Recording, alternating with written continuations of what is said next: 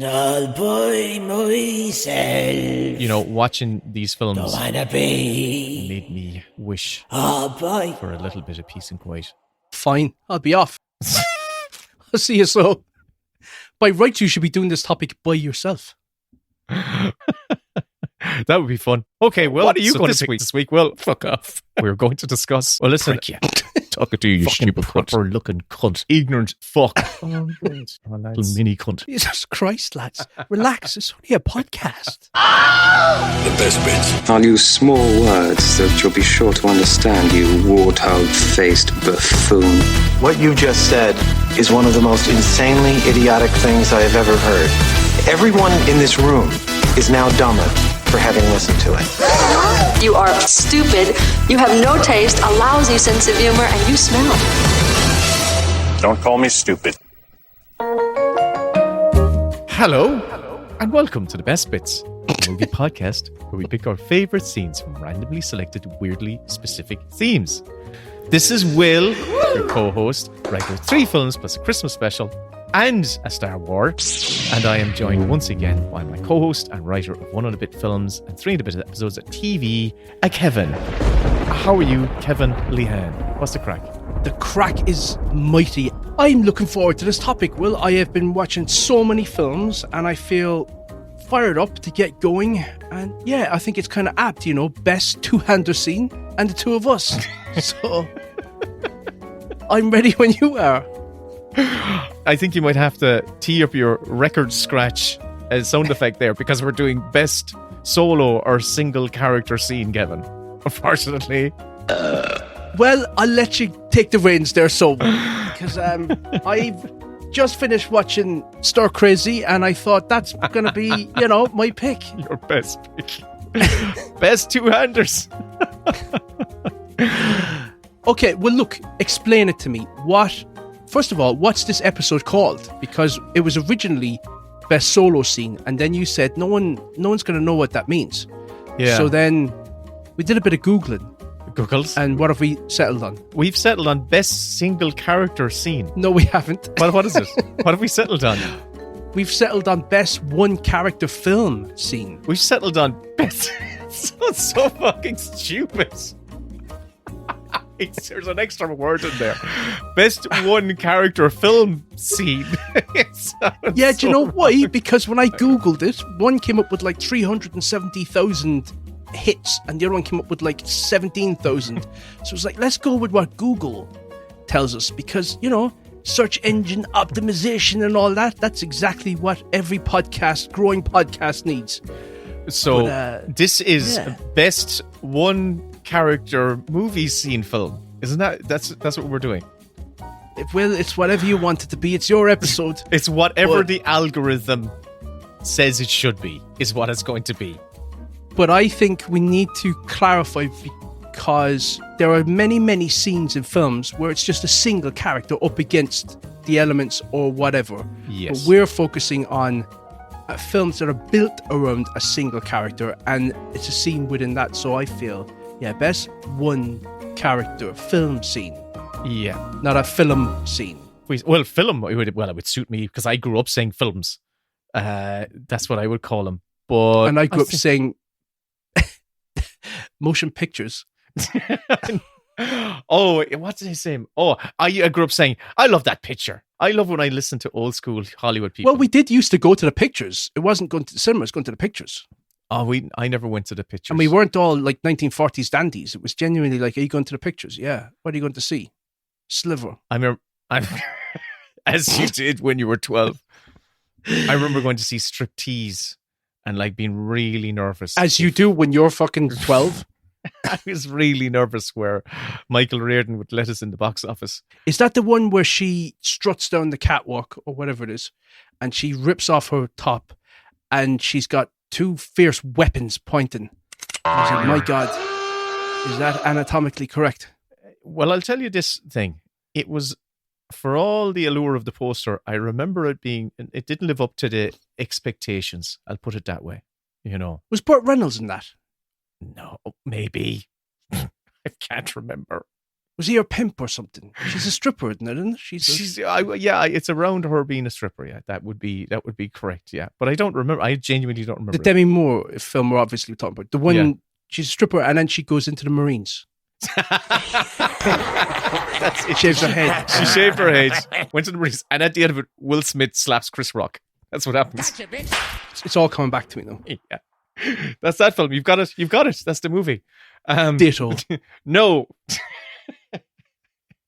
We're talking about best single character scenes, right? And you're right, Kevin. Do you think our podcast is stupid? Do I think our podcast is stupid? Or do you know it's stupid? I know it's stupid. I think it's fuck. It's the definition of stupidity. Fuck. It really is. There's with childish senses of humor. Is that because you disrespect the medium or you disrespect the audience? I disrespect myself. That's what it is.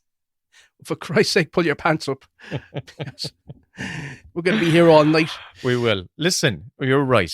We're focusing on films, not where we have scenes with characters who are just on their own for one particular scene, but there's loads of other characters for the rest of the film. No, well, for me anyway, thinking about this topic, I focused on scenes where the character is mainly on their own for most of the film. They might not be on their own totally 100% of the time, but for most of it, for most of the second act anyway, and most of, they're on their own. So that's how I kind of put up the old guardrails when I was trying to select my films for this topic. So, do you think a film like Home Alone would count? Oh, that's a good one. It doesn't feel like a single character scene at all, because we cut away. We're following the family thread of them. There's so many other characters and story threads. It does not at all feel like that. And he's interacting with it becomes him versus the thieves. There is he has a pair of nemesis, and no, I don't feel that it is. I do not feel that it is. Because there's a few of these films that are on lists and I look at them and think, I'm not sure that film counts as a single character or a one character film where the guts of the story is on one actor giving a tour de force performance and a director who only has that actor to play off of. So there's no interplay there's no scene partners. It's sort of all internalized. And how can they draw that out of the actor to create conflict and drama from a one-man stage play, even if it's not a single location setting, like Jewel, where he's in the car and he's bombing it down the road and stuff. And he's got to get that jewel, and he's got to get the jewel. Got to keep going. The jewel's just down the road. But you know what I mean? It feels like I do. It feels like there are certain films where there's a lot of other forces giving the main character something to bounce off of. Yeah. Even if they might be on their own for like 20 minutes of the film, like The Killer, certainly. The David Fincher film. That came up and I was like, I'm not sure that counts as a one character film. No, it does not feel like that for me because he's interacting with other characters all the time, even though he lives a fairly solitary life. But for the main purpose of the drive of the drama, he has to interact with other characters a lot. And in the case of Jewel, he literally has this huge, thundering, hellish semi-truck bearing down him the entire time. So it feels like he's got a nemesis in this. Whereas that's a chase film. It's a chase. Yeah. So the one thing I did think, so after watching a bunch of films for this, these films are inherently very, very dramatic. They're cracking films when you have characters put into scenarios where they're in isolation. A lot of them are survival movies. Yes. A lot of them. Not all of them. Man Against the Elements, or Man versus Nature. Yeah. And you know what else there's a lot of them are? What? It's a lot of men protagonists. A lot of men. Yeah.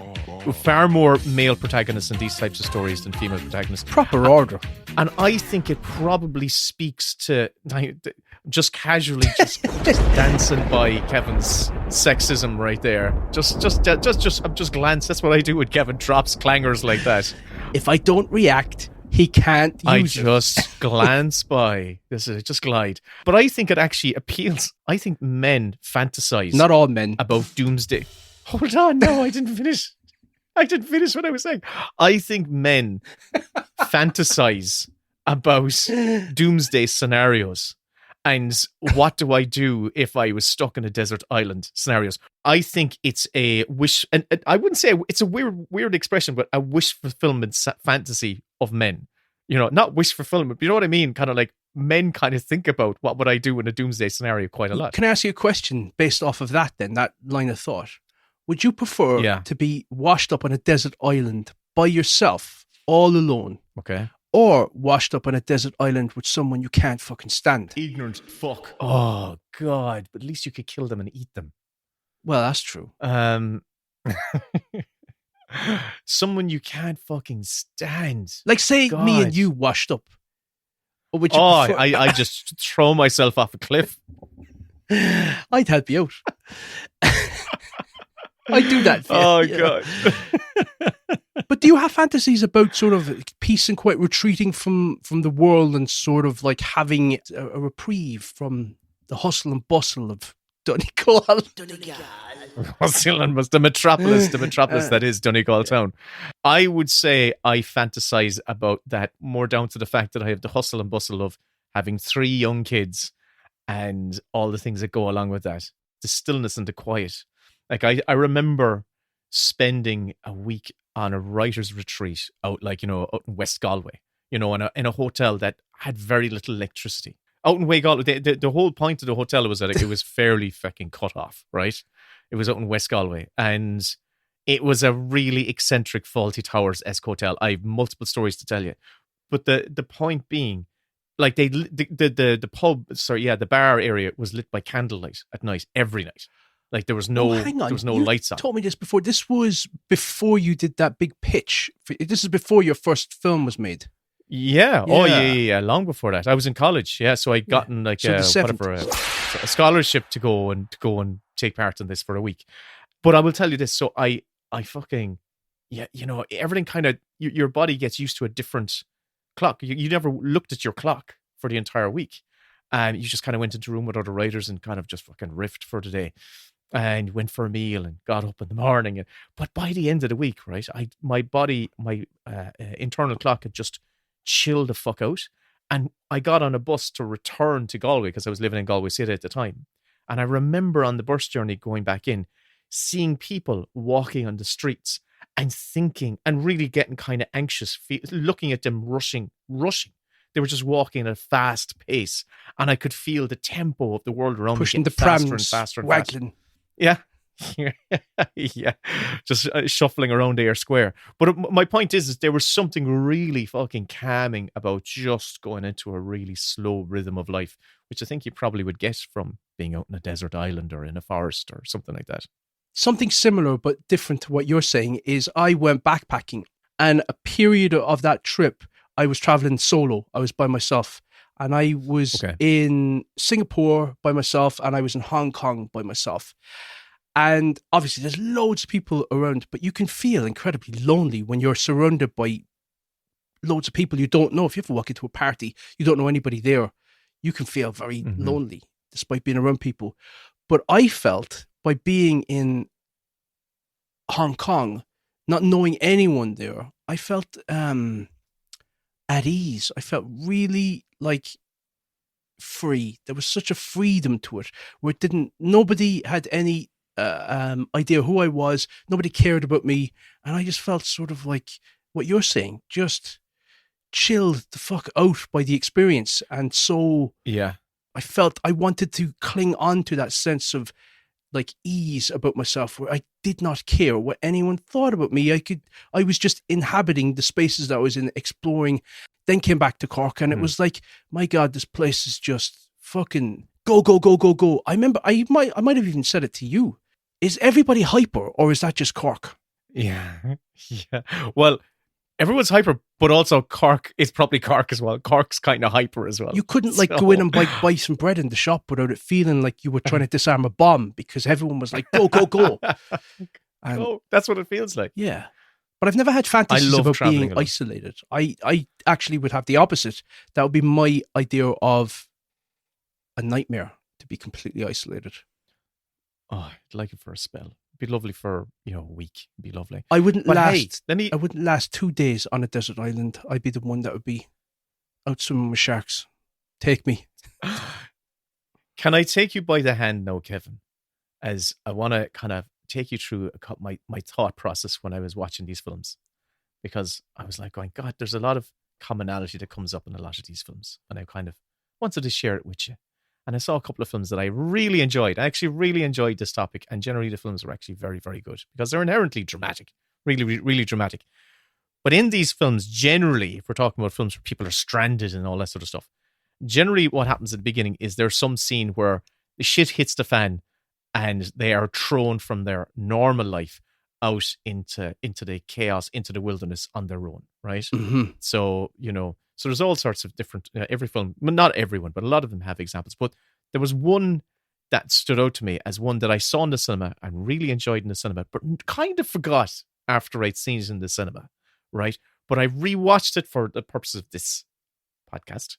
And I feel they're going to say my pick. Well, you can tell me if I'm going to say your pick, because I'm going to say it now. Gravity. The opening 15 minutes of Gravity is... I have a bad feeling about this mission. Please elaborate. That's the same feeling I had about Mardi Gras 1987. Most of it is a single shot. And we're up there, in space, orbiting with Sandra Bullock and George Clooney. Everything's very fucking chill. They're going about their job. George Clooney is keeping everything cool and chill, telling his anecdotes, and he's this guy's been up in space all his life. And they get this little message over the radio saying, okay, guys, listen, just letting you know, a satellite's been blown up by the Russians. Anyway, nothing to worry about. Nothing to worry about. It's fine. And in the space of a few minutes, all hell breaks loose. Silently. And they're saying, no. Oh, my God. That scene where they are bombarded by debris. Also, that music, amazing music by Stephen Prentice, where it's just, and then it's coming around again. It's like it's coming back. Yeah. Yeah, brilliant. Repeat. Expect a communications blackout at any moment. Copy that, Houston. Explorer, this is Kowalski confirming visual contact with debris. Debris is from a BSC SAT. Repeat. I have... Dr. Stone requesting faster transport. We have to go. Go. Kennedy reports meteorological conditions. Go. Houston, Explorer, copy. Explorer, Dr. Stone requesting faster transport to Bay Area. Explorer, do you copy? Explorer, permission to retrieve Dr. Stone. Your go, Kowalski. Houston, Explorer, copy. All right. We lost Houston. We lost Houston. Fucking brilliant stuff. And a very version of one of these stories with a female lead.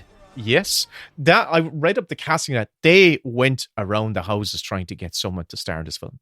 Nicole They tried to get Kidman Angelina was Jolie, part of it at one stage. Natalie Portman. Everyone. Absolutely. As Angelina Jolie was the first person who was attached and just could, like, Sandra Bullock was way down the list, way down the list, and but she's a great lead in this. This was one of those few films that I saw in 3D, and I kind of loved it in 3D. You enjoyed it? Because you have trouble with 3D. I have a lot of trouble with 3D. The only reason I really enjoyed it was because I don't think 3D. I think seeing depth in space was really fucking cool. Oh, there's not so much background information to sort of overstimulate your corneas or whatever. Seeing her, especially in those first 15 minutes, was seeing her drift, spinning uncontrollably, tumbling out into space. I felt the depth of her disappearing and getting smaller. Not just getting smaller, but just going away from me. It fucking worked. And I just thought this just put us right into the drama of everything. It was so spectacular. It really, really was an impressive sequence. A single shot as well. One of those films that, it gets said over and over again when certain films come along, you have to see it on a big screen. But that film was mesmerizing on a big screen. It just felt like a spectacle. Yeah. There aren't that many where you feel like, oh, I've got to watch Anatomy of a Fall on a big screen. It's amazing. But Gravity was incredible. What's also really, really interesting about these films is once the shit hits the fan, right? You as an audience member are kind of thrown into their shoes because you see someone is in a position where they have to survive. And you think, how the fuck am I going to survive?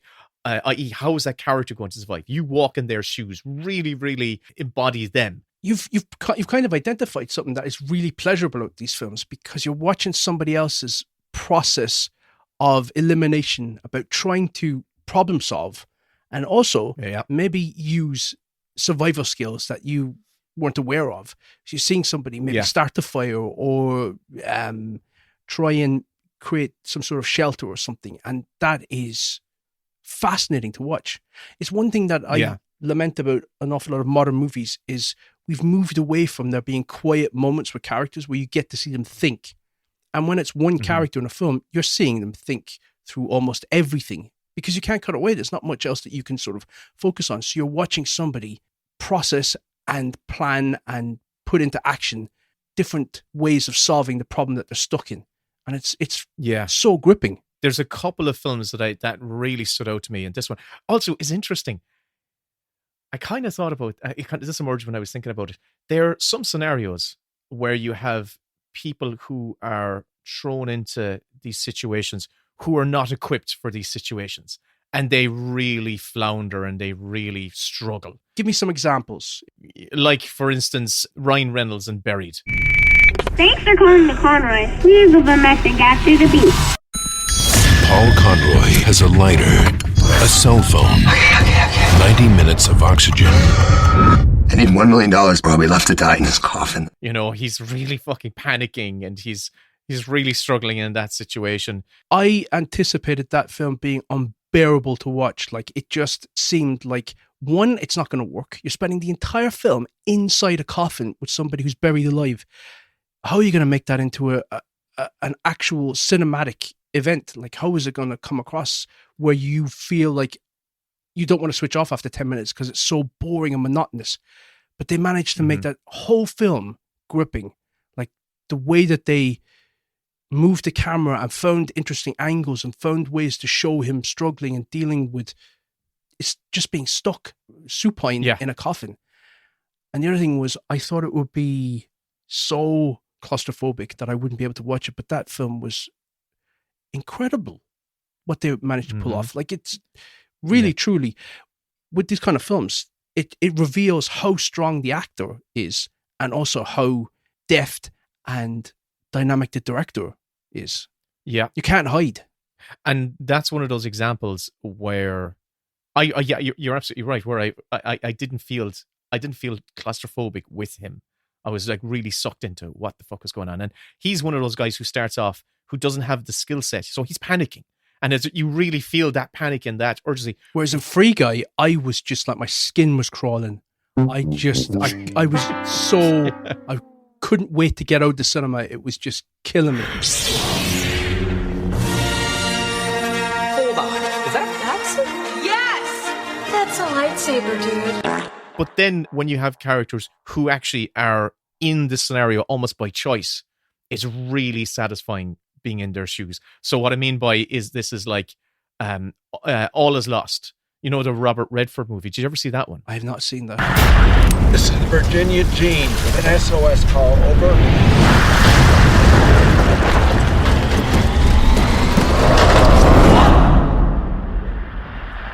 This is the Virginia Jean with an SOS call. Over. There's very, very, very little dialogue. Robert Redford's on a sailing boat and he's going across, I think, the Pacific, all on his own. There's no first act of him on dry land. It's all him silently out at sea. He doesn't have a dialogue with anyone. Who directed that again? Because didn't that director, he went on to do a lot more after it? Yeah, it was the guy who made Margin Call. It was J.C. Chando. That's right. We have Robert Redford's character who is out at sea by choice. He's on this quest, and one night he's woken by this terrible crashing noise and water is flooding into the compartment.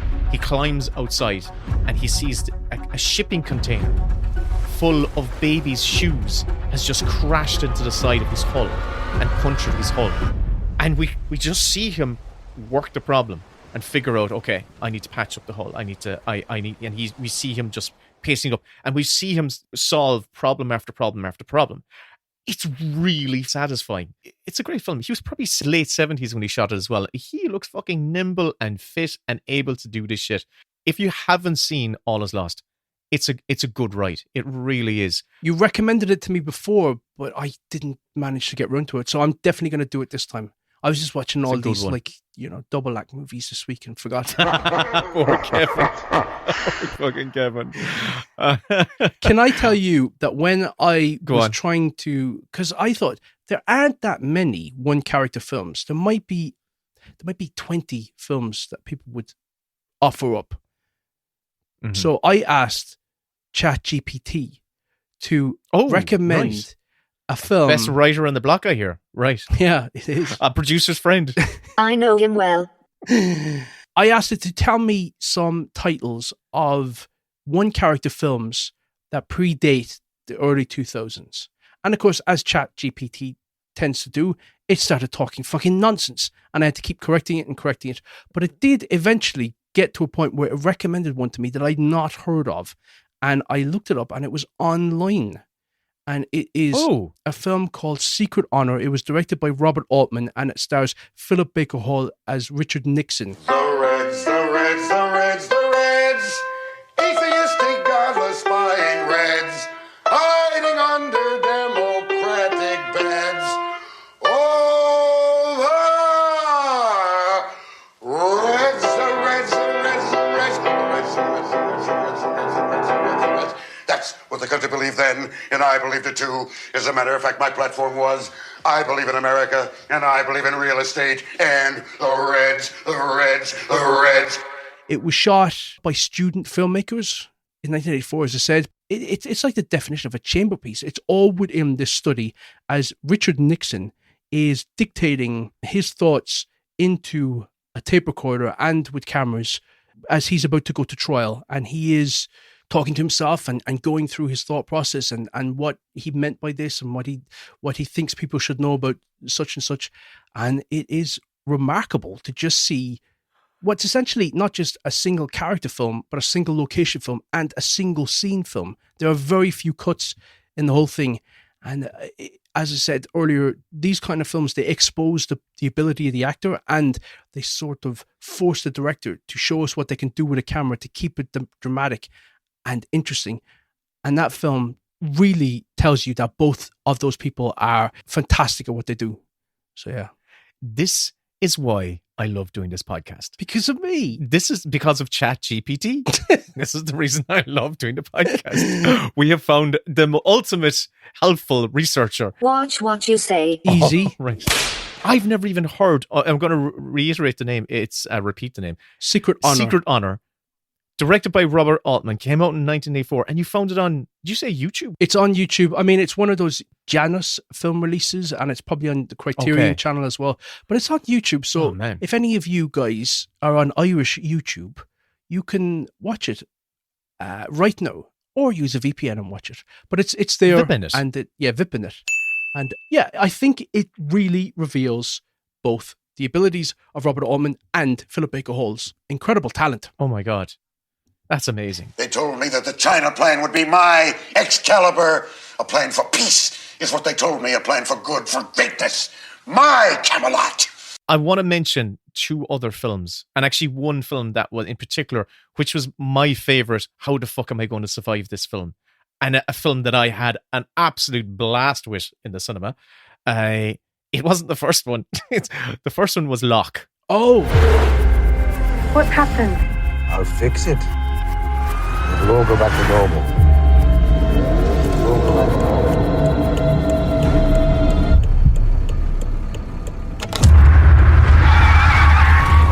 I'm not going to turn back. I have made my decision.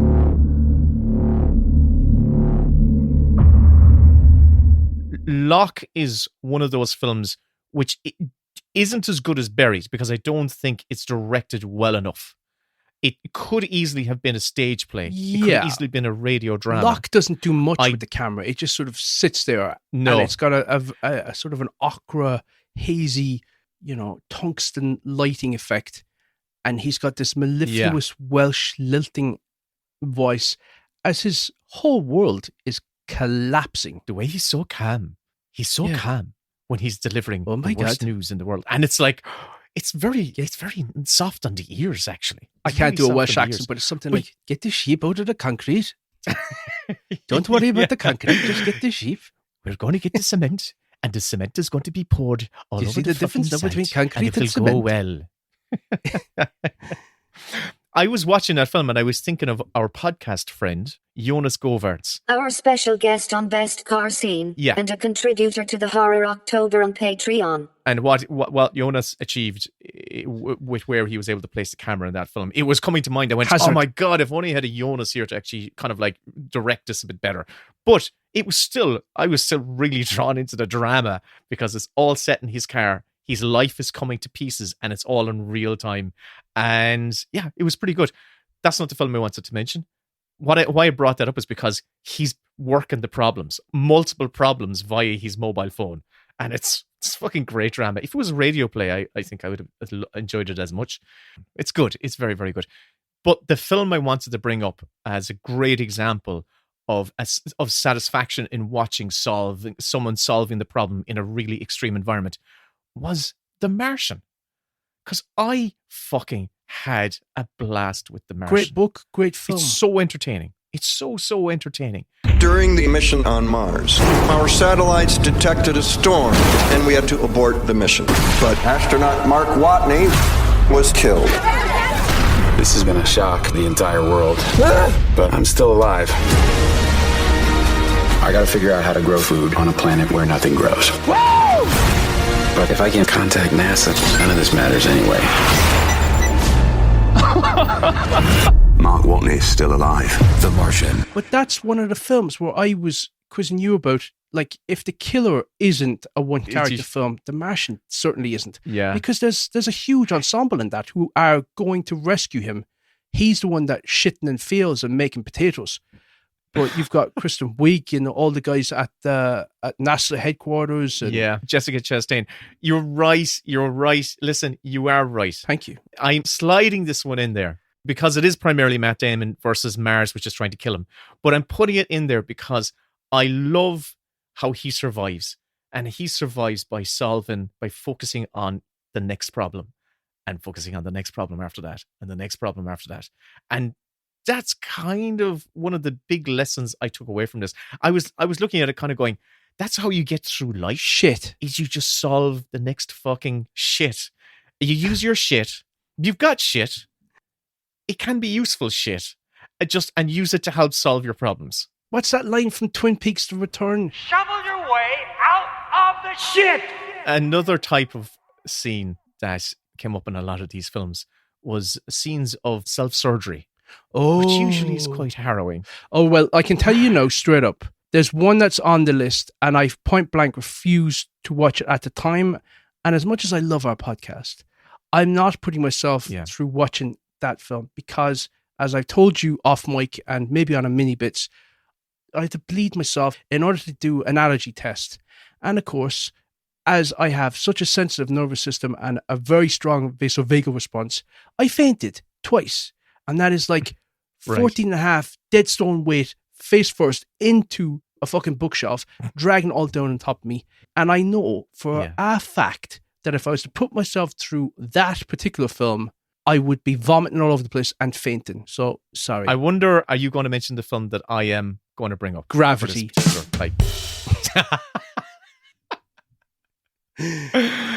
No, is it's it 127 hours. Yeah.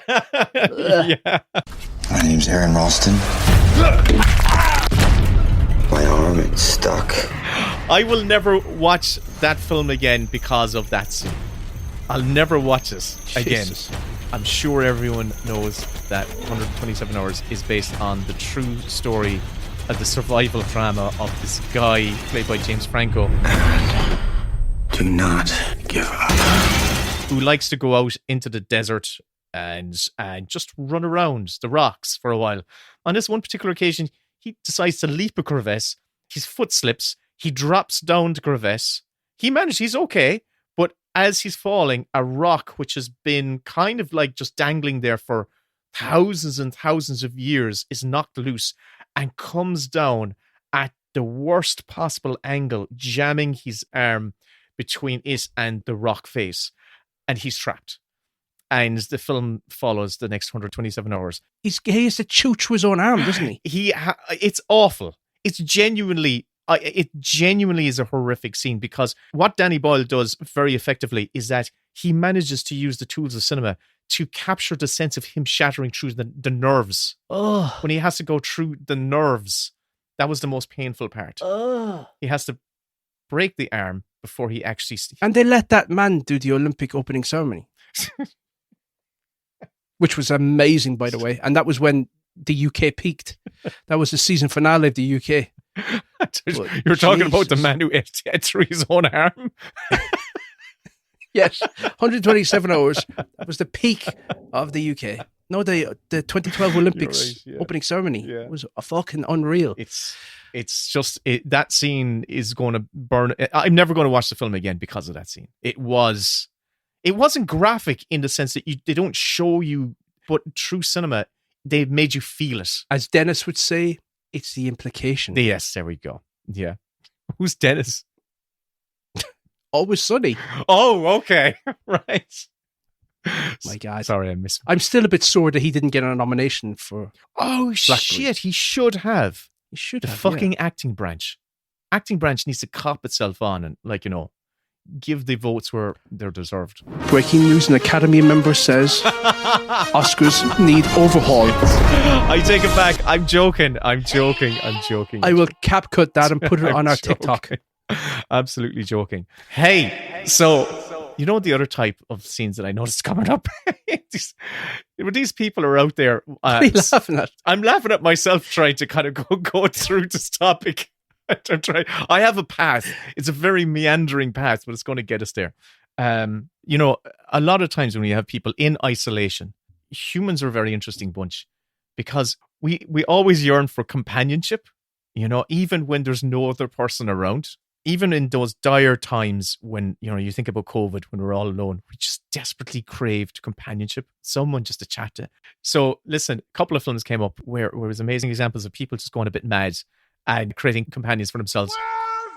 One of them being a film that we both discovered this year, The Quiet Earth. Of course. Yeah, that's got an I Am Legend vibe to it. It's great. Man wakes up in a post-apocalyptic wasteland and everybody else has disappeared. They have vanished. Yeah. That's one of those... Do you know when you're talking about a fantasy? Yeah. I actually would enjoy... I would like to be on a desert island by myself. I wouldn't like to be ostracized and away from society or civilization, but I wouldn't mind having a couple of days a week where there's nobody at all around. Yeah. And I can just do my shopping or shoplifting and just, I don't know, feel like I can get stuff done that I need to get done and nobody's going to bother me. Yeah. And just the peace of that. I'd love that. This film kind of captures that fantasy where it's not that the place has been it's not an apocalyptic scenario where everything's been decimated and raided and pillaged and all that sort of stuff. He can go into any shop and take whatever he wants. So you can there's a really fun sequence in it where you see him, he set up a generator, he's got his TV and VCR, he's occupied a mansion, and he's kind of got everything he could ever crave materialistically. If there's anybody out there at all, could you please contact me at home? 2 Thurston Avenue, somebody come. I've been condemned to live. Except, where you feel like, oh, he's fucked now, oh, that's shit, is when the TV stops working and the radio stops playing. And then it's like, oh, now you can't even pretend that it's like, do you know when somebody dies and you think, they're not gone, I just haven't seen them in a while. Yeah. And you can almost trick yourself into thinking that way. You've got company. And that's where, it hits home that it's like, oh, I'm completely alone now because the facade of other people is gone. Can't watch the telly and yeah. And then if Netflix went down, oh my God, I'd be distraught. What am I going to watch now? It's in the first half of the film, but it's a sad point where he starts to, he creates a court of people, and he becomes king of this land, and it's only kind of a cut to kind of thing of him. You see, he's kind of gone a bit mad on his own, and he's created all these fictional characters around him that he's dressed up and stuff like that, like Podbot, The Binary Bitch. I just wanted to highlight that film because it was a discovery. Jason, co-writing partner on a project, is Jason.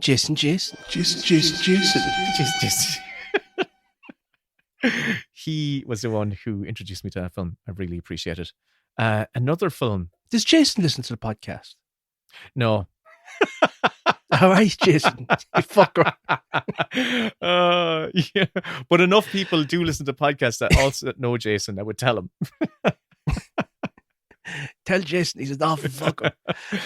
Can I give you one please. that hasn't come up so far? Yeah. Where it's almost having fun with the idea of an isolated character or a single character on their own. Mm-hmm.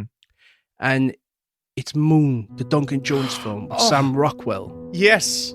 I meant to bring this up. Yeah, you're absolutely right. I actually forgot to put it on my list, but I just watched it over the weekend. Yes. Sam Bell reporting to Central. Everything running smoothly. Over and out. Rock and roll. God bless America.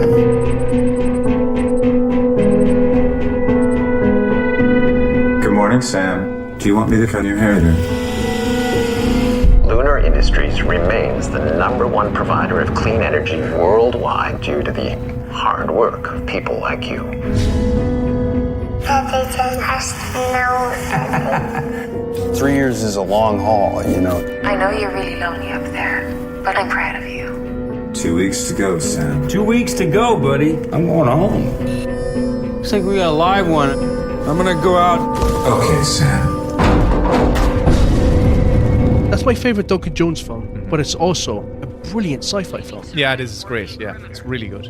Especially on a rewatch, it was like, oh, it really stood out as being a very tight sci-fi film, where the reveal happened much earlier than I recalled. You know, the kind of the twist. Stand outside. Who is he?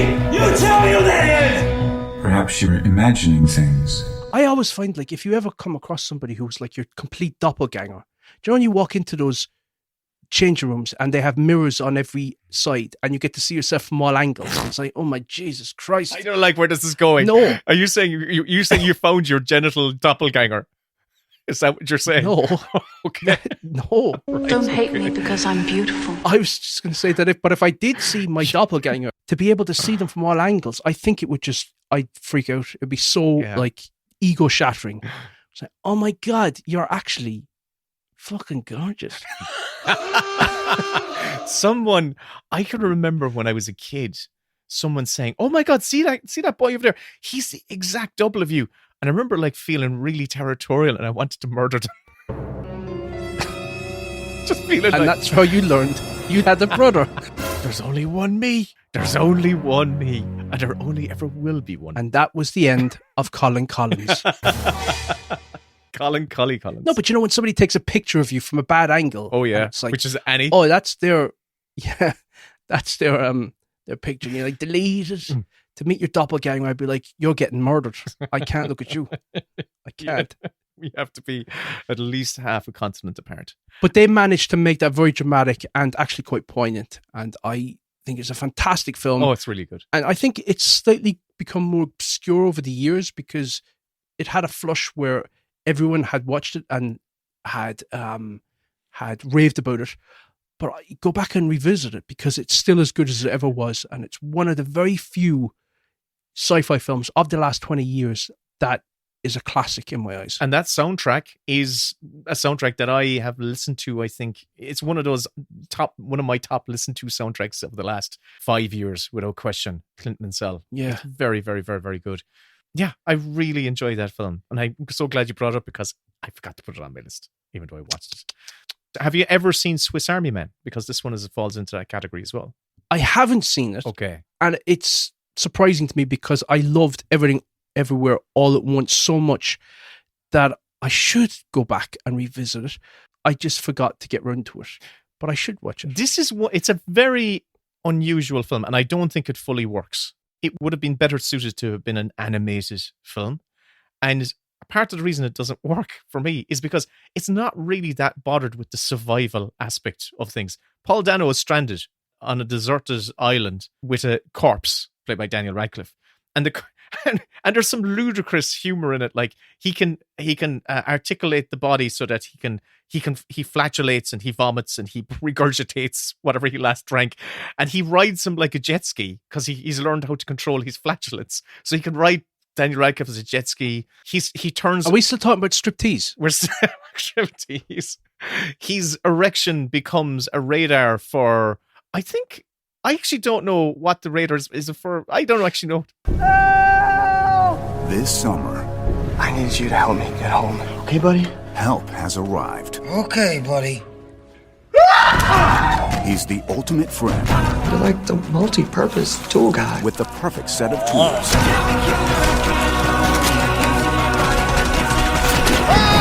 What's happening? I think your Wang is guiding us home. Paul Dano, Daniel Radcliffe, Swiss Army Man. But the film does have a central theme and central drama, but it's not around his survival. It's not around Paul Dano's survival. And that's why I think if this film was an animated film and leaned into a less grounded aesthetic, you kind of go along with it a bit more. Otherwise, you kind of feel, lads, you're being a bit silly. Like, you know, it's a bit like this podcast. You know, grow up. You stop arsing around. Fucking podcast. Films are shit. But still, being a huge fan of Everything Everywhere All at Once, I'm really glad I did watch it, and I can kind of see them shaping their craft and honing their craft. An animated film I did watch, which was about a man stranded on a deserted island, and it was pretty great. Probably something you've never seen before, Kevin. It's a film, a co-production with Studio Ghibli. It's the only time they've ever co-produced with an European studio. The Red Turtle. Never heard of it. Yeah, it's a film by, I think he's Dutch. Michael Dudok de Wit is his name. He wrote and directed this. Apparently, Hayao Miyazaki saw his short film, met him, and said, if we're ever to produce someone's work who is not a part of our studio system, it would be with this filmmaker. And he heard this news, Michael Dudok de Wit, and just went, no, I'm not really that bothered. Dudikoff. Not really that bothered. But after a few conversations, they came up with this idea called The Red Turtle. Genuinely a gorgeously animated film, completely dialogue-free, about this man who gets washed up on a desert island. You don't even know what era or what period it is. But through the animation, what really comes to the fore is the sound design of nature. It's really stunning. He encounters a red turtle, this giant red turtle, which won't let him leave the island because he's making these rafts to leave the island. He attacks the turtle and kills it. Oh. And there's real tragedy he feels in killing this turtle because it's just lying there on the beach. And something happens. And I'm not going to spoil it because I do think it's a film that's worth watching. It's one of those films that you end up kind of in tears, and it's really beautiful. So it's a short film as well. So it's called The Red Turtle. It's only about 80 minutes long. I highly recommend it. Really beautiful. So that was a good one.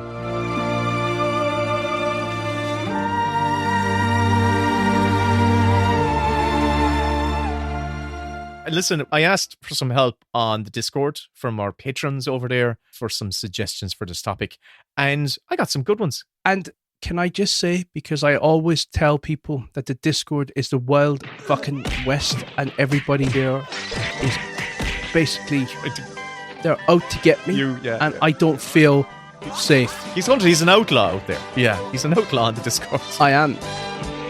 In all seriousness, the Discord is a lovely community. If you don't know what a Discord is, it's like a private chat room.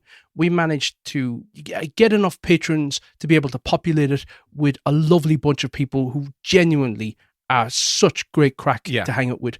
And it's become our version of social media. It's a very safe space for us. Certainly, yeah. And so I just wanted to say something nice for a change about the Discord, rather than ripping the piss out of all of them. I go to it instead of Twitter, instead of any social media. That's where I go to, because you're just like-minded people, and it's good crack. And you can share your thoughts in there. We have all these different rooms that you can just put. There's Jamie's Gastropub if you want to talk about eating and drinking. Oh, we've also got the sex dungeon. That's my favorite. There's cute stuff, and there's and I've got my own gaming room, which is great. So I could talk about video games and stuff like that there. So I went to this Discord and I asked for some suggestions, and some of our patrons who are on there gave us some suggestions. Can I share them with you, Kevin? Do, because I've not looked at the Discord because I can't fucking bear it. Right. Patrick McGinley, he gave several, and some of which I should have watched, and there were some really good ones. Moon, which he brought up, and Silent Running, which I was rewatching. Repulsion, which is a good one. The Roman Polanski film. That is a brilliant one. That's a brilliant one. That's Polanski's film with Catherine Deneuve. It's in London in the 60s, and she is in an apartment and she's starting to go slightly crackers. She is it's an unsafe environment, a nightmarish situation. And it has a very famous image that you've probably seen in magazines over the years, or maybe sort of posters, where all the hands are coming out of the wall to grab at her. Yeah. That's a brilliant one. I wouldn't have thought of that as a single character, but of course, yeah, it's a great one, Patrick.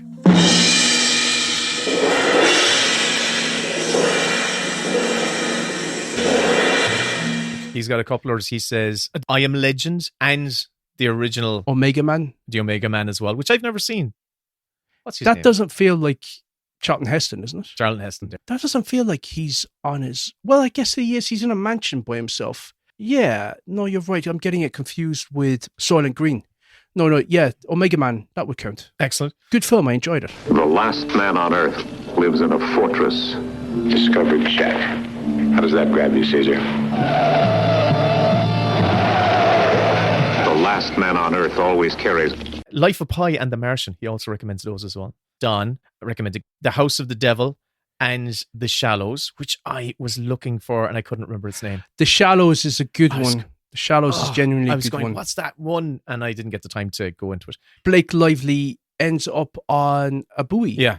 That's out from shore, and there's a massive great white shark that has killed some surfers, and it's circling her, and she's trying to survive before the tide comes in. And I'm going to put that on my watch list right now. Hey, Dad. I made it here. I'm going to catch one last one. Mom was right. It's perfect.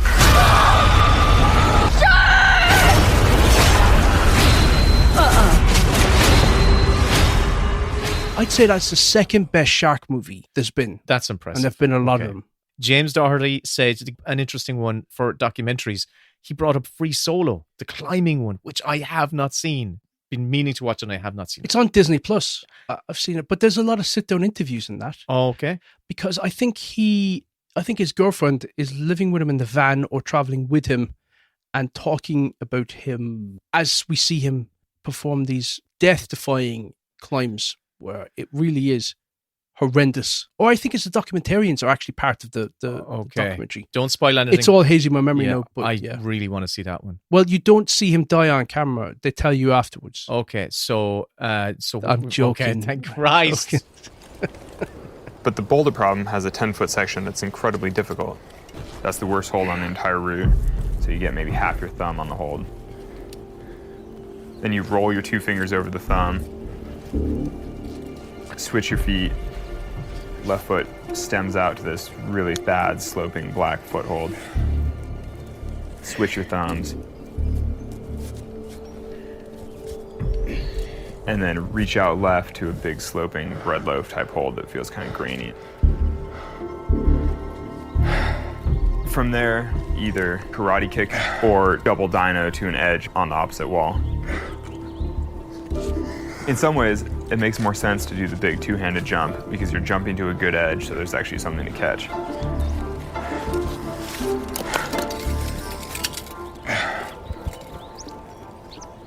But the idea of jumping without a rope seems completely outrageous.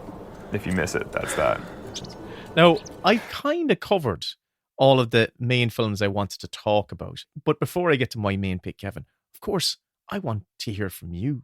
You're saying that almost like a TV presenter passing over to Kevin as he's going to show us how to make an omelette. Because I forgot that we call it our best pick. Kevin, how about you show us how you make an omelette? What sort of seasoning have you got there?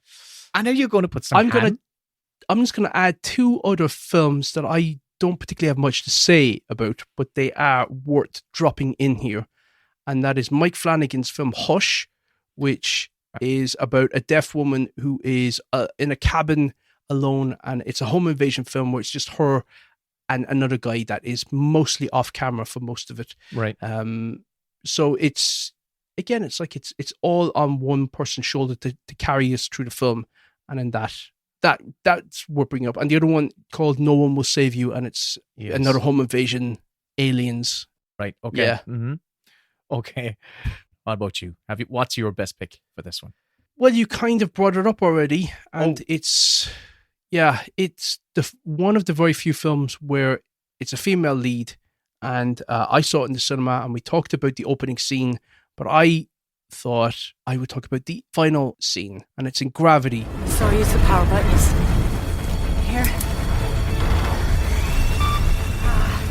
Okay, undocking. Eeny. It's the only one that I felt this emotional rush when I was thinking back on it, and I rewatched it again today to sort of see if it would stand up to a rewatch. The film itself, it's got some moments that are fantastical, and they're ludicrous in that she's an astronaut, but she is emotional, and astronauts are not like that at all. They are very clinical and analytical. Houston in the blind.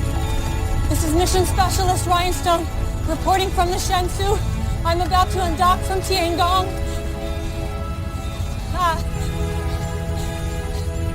And I have a bad feeling about this mission. Incredible under pressure, and she's not that. Incredibly and they focused, add in some things generally, yeah. They're very focused, yeah.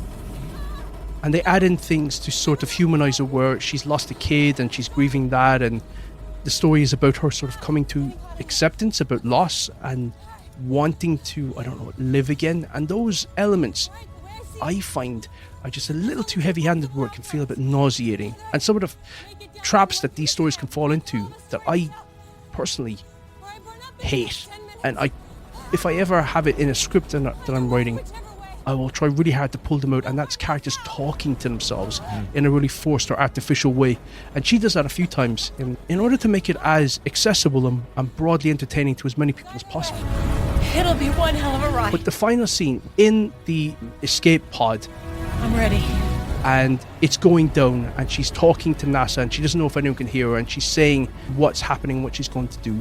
There's this beautiful music again from Stephen Prentice. She comes crashing into Earth, into the atmosphere, and on any other film they would end it as she breaks through. She's home, essentially.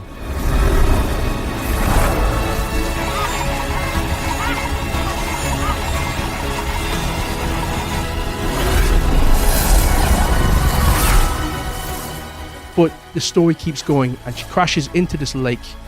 It's beautiful, but she ends up almost being killed by gravity, and she has to fight her way out of it, get up to the surface, and as soon as she breaks the surface, you just have this explosion of colour and life, of beauty. There are insects and birds and trees, and you can feel the wind, and you just realise you've been an atmosphereless world for the whole film, and Earth is so beautiful, and there's so much around you that you can take in.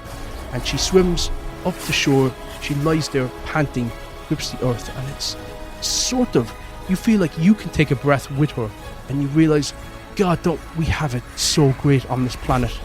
And it's just about perspective, looking around you and realising that we're surrounded by life, and it's there to behold in front of all of us.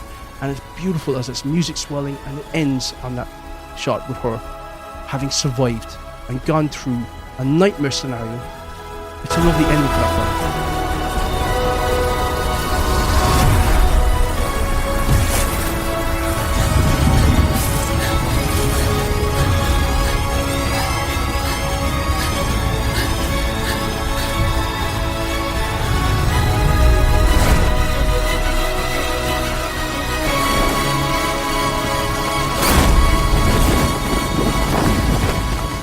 Thought of all the films that have that, I'm not going to pick Buried, for instance, because that's fucking haunting and tragic. Yeah.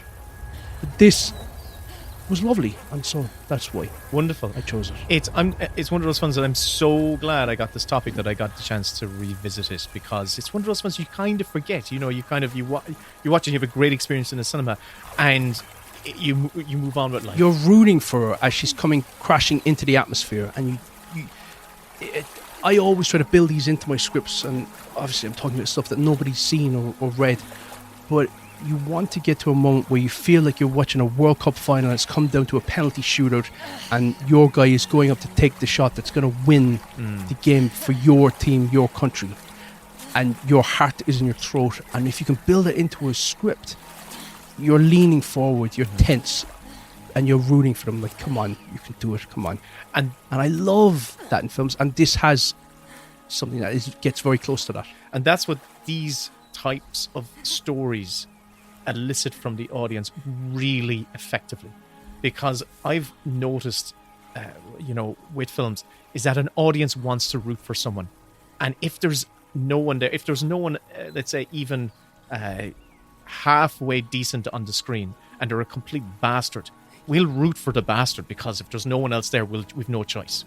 You've said that before. It's like if you take away the option to spend time with somebody better, then we will imprint on the person that we're stuck with, and we'll end up rooting for them, even if they're doing something dastardly. Absolutely. We'll feel like, I hope they achieve their aims. Yeah, it's the Marion Crane in Psycho effect. Everything she's doing is wrong, is the wrong option. But because we're in her shoes, we want her to come out the other end unscathed. It's that. That's another one of those films where you get to spend time with somebody as they're thinking through a dilemma, and you're just with them. Yeah. I love moments where we just see characters think. Yeah. It's so important. It really is so important. You've done a trick there where you made the audience step into their shoes, and it's very subtle, but it actually works. It's very effective. Great pick. All I've left to do is bring up my pick. It turns out I've done a Groundhog Day, because it's something I've brought up before in a previous topic, and I've completely forgotten that I did so. It's a film that came out in 2000, I'm pretty sure. It's Robert Zemeckis' Castaway, starring Tom Hanks. And a volleyball. It's a film that I think kind of has some of the best of the scenes that I've been discussing up to now. It's got an incredible getting him into the shit scene.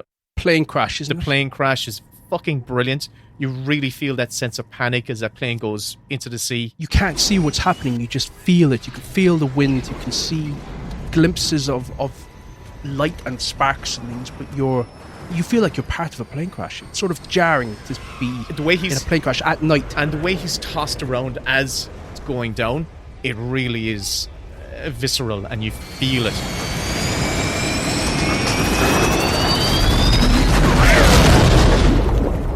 It has a very, very, not graphic, but you fucking feel it, painful self-surgery scene when he has to perform dental surgery using the blade of an ice skate. Oh, yeah. That's really good. It has a really decent survival scene, in the sense that I was talking about, where this is not a type of character who is made for this scenario. He's fumbles and bumbles and fucks up. So like him even trying to open a coconut, he becomes infuriated with this little nut. Finally, when he cracks it, there's a sense of accomplishment and achievement. And even is really celebratory the moment where he actually makes fire. He actually figures out, I can fucking make fire. And you feel that sense of success with him. Yeah, that's a film about transformation as well, because he starts off as this pudgy fat guy, and then Tom Hanks take 6 months or something off between filming the first half of the story. Yeah. And then coming back when he is like a rasher. Zemeckis shot another film. He shot What Lies Beneath in that. What Lies Beneath. In that period as well. Which is a fucking banger of a film. I don't care what anyone says. I told you I have a side story. I told you that side story where I was in the test audience with Zemeckis for that movie. On an audio commentary you did, remind me. So I was in San Francisco the year of 2000. This is a brilliant story. I'll tell it again. Okay, this is me making a complete tool of myself. I suppose it's worth telling it on the main show. So there was little innocent me back in 2000, just complete movie madman, and just loved that I was even that close to LA and Hollywood. And I was going to the cinema randomly one day, and there was a person at the box office who was asking, with a clipboard, asking people if they would like to be a part of a test audience for a movie. Immediately just went straight over and put my name on the list, and I said, I'll be there. About a week later, I showed up with a buddy of mine, and when I went into the cinema, I could see that there were the last 2 rows of the screen had reserved stickers on them, and I said, we are sitting up by the reserved stickers. So I went straight up the back and I sat down. The lights went down, the film was just about to start, and I saw Steve Starkey, who was a producer, and Robert Zemeckis walking up the steps and sitting right fucking behind us, right? I was like, oh my fucking Lord Jesus, fucking Robert Zemeckis are right behind us. The director of Back to the Future. Yeah, right behind me. Roger Rabbit. I know. Fucking Castaway come out that year. I'd watched it earlier that year, and I was in awe of his. Forrest Gump was a fucking big movie. They can't all be winners. Yeah.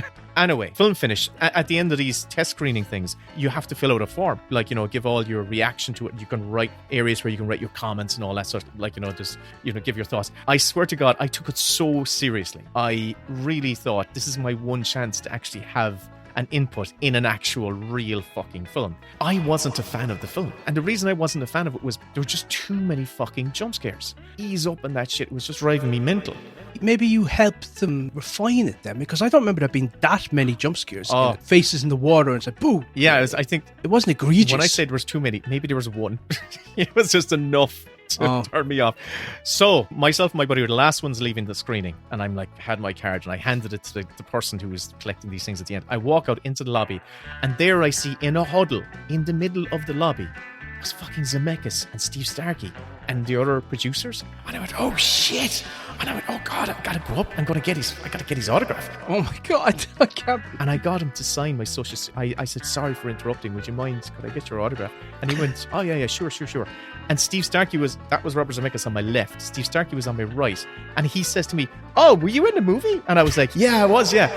Tell me, what do you think? And I went and I told him all of the notes I had written out. This is what fucks me up. Fucking little sons of little cunts. I can't believe you did that. I was like, I get secondhand embarrassment. But because I had this kind of attitude of, I'm never going to be in this position ever again. I might as well have my speak, So I said, too many jump scares. Didn't really like the twists. Uppity cunt. Didn't really like the twists. And I really didn't highlight. You were film Twitter before film Twitter existed. I don't think I said anything positive. I don't think I said anything. That doesn't seem like you at all. It does not. You've been beaten down to. I'm the opposite. There's been some now. manners smacked into you. Do you know what the worst part was? I'm going to cut in your speech from the last mini bits where you said, who the fuck am I to shit on it? I have a very sincere philosophy about the world, right? And my philosophy is this. It is much easier to destroy something.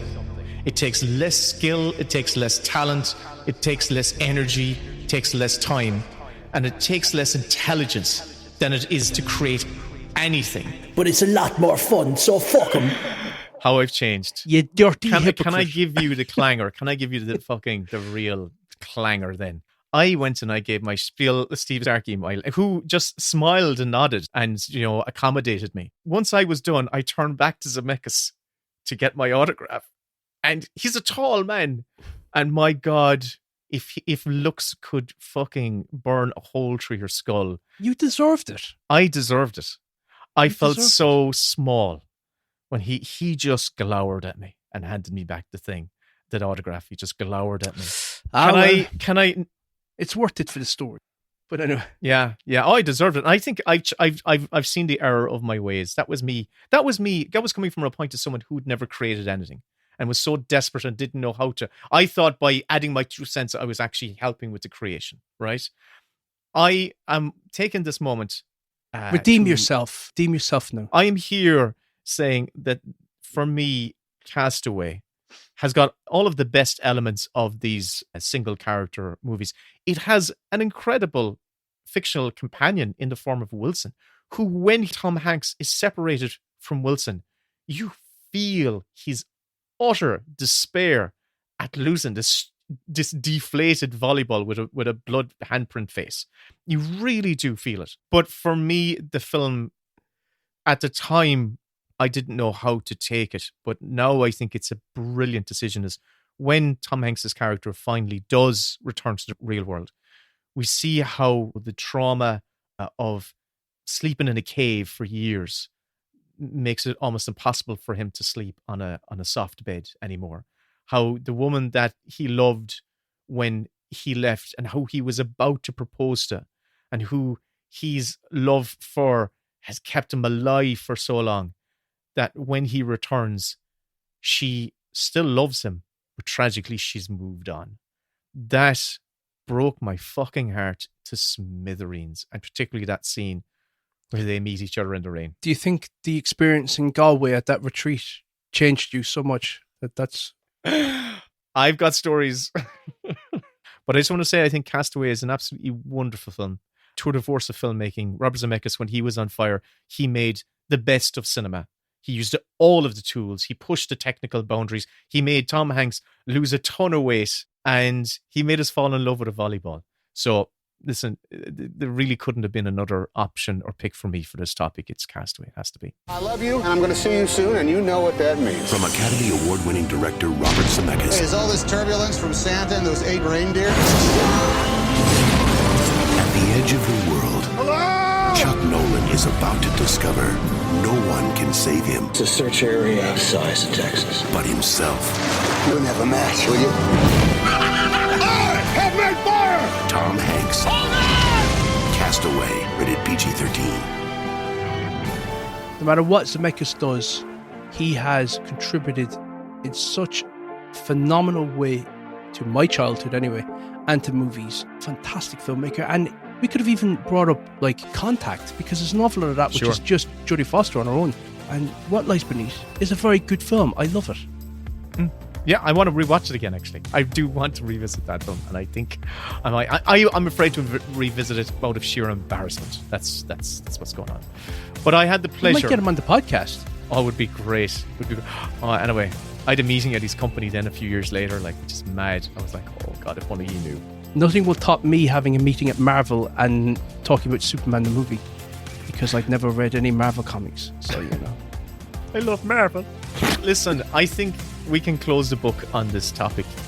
Hey, Kevin. Hey, Will. You've got the next pick, and we did something different. We threw it to our listeners to make a suggestion. And we've decided to ask people like yourself listening to this to recommend scene topics for us, so we can just rest the wheel for a while, because we've been burning through the wheel. And we have about 100 or so more that are like really, really good, juicy topics we haven't got round to. But that's all randomized.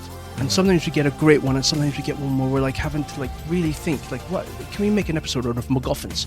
And it ends up being great. So the challenge is brilliant. But we want to sort of like open it up. And we've been doing it on Patreon, and our patrons have picked 2 good topics for us that we're going to do pretty soon. One for me, one for you. We've been asking listeners, and some people have written in, and so I think go in order and pick the first one there, and we'll do that. And this is an email that came into our email address. Kevin, remind listeners, what's the email address?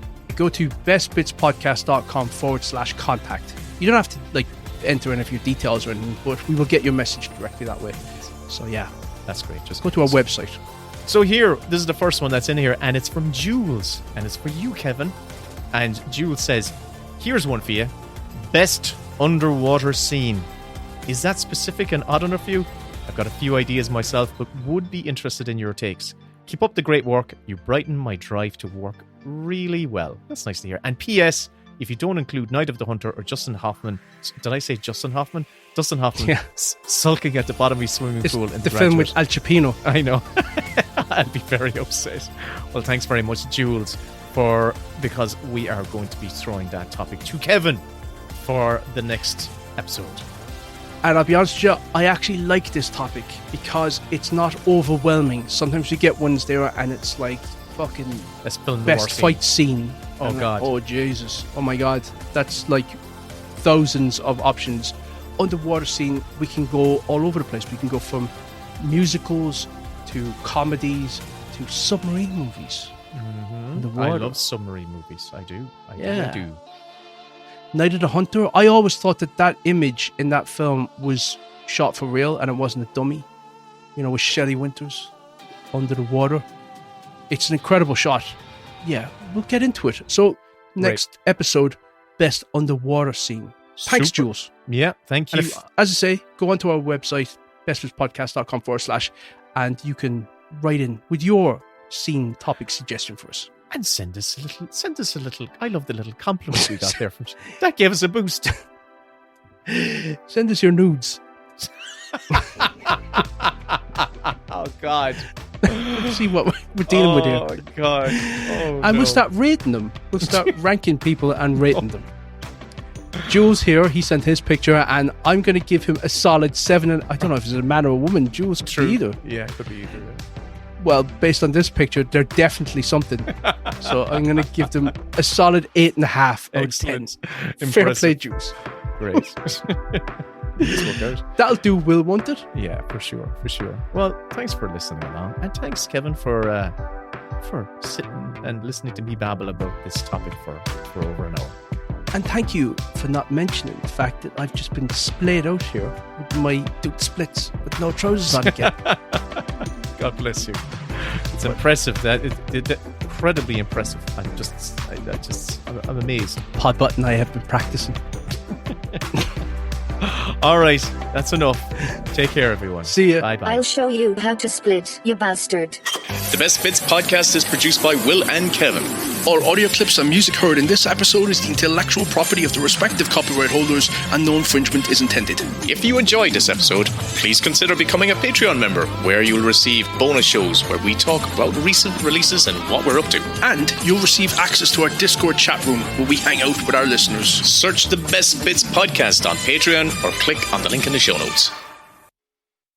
And here is a clip from the lads' latest Mini Bits bonus show. The full episode, plus 100 more, are available on their Patreon. Say something funny, Will. Oh, God. You know when someone says to me, tell me a joke. I'm like, I've got no fucking joke. What? I haven't got a joke for you. A guy walks into a bar and he sees a load of ants along the bar. And he says to the barman, where are all the uncles? Oh, God. It's the way I tell him. Now on RTE1, it's the Best Bits with your hosts Will Collins and Kevin Lehan. It's the Best Bits podcast with hosts Will and Kevin. Talking shit. We can't put these out on the main feed, right? Hello and welcome to the Mini Bits. This is episode 69. This is Will, and that's Kevin. Hello, Kevin. 69.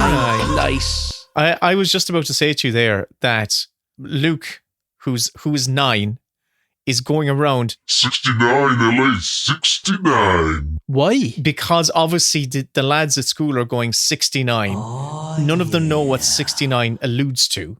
And it's like this kind of like, it's like... Are you sure about that? I'm pretty sure, because the way he's going around, they don't have a fucking clue what they're talking about. But he always goes 69. It's like, oh God, and I don't want to call attention to it, because he'll start going, why should I not say that? Before you go on talking about that filth, will we start the timer? Oh, hold on. We've just recorded an episode.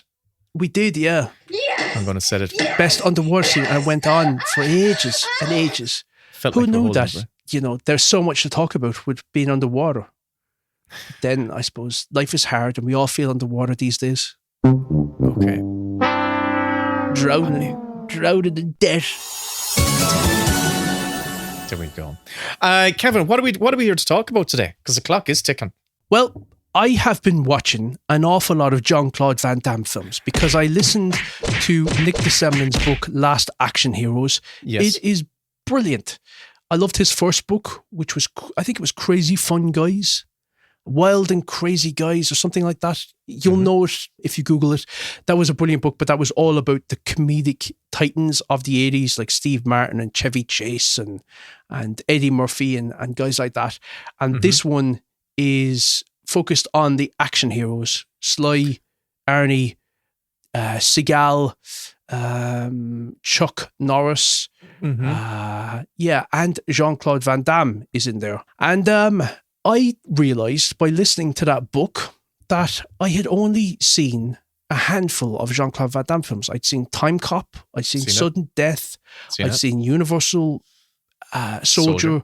I'd seen... Had you seen Hard Target? Oh, what was that? Nope, I haven't seen that one yet. Oh. There was one where he was on the run and he was staying at a farmhouse. AWOL? Something. AWOL? No. AWOL was very early on. That's called Lionheart in some quarters. I haven't seen that one yet. Anyway, I'd seen 5 of his films. Street Fighter I'd seen as well. Oh, wow. So I went back. No, and you have watching. seen Bloodsport. Did you say Bloodsport? Sorry. Yeah, So I've gone back to watch Kickboxer.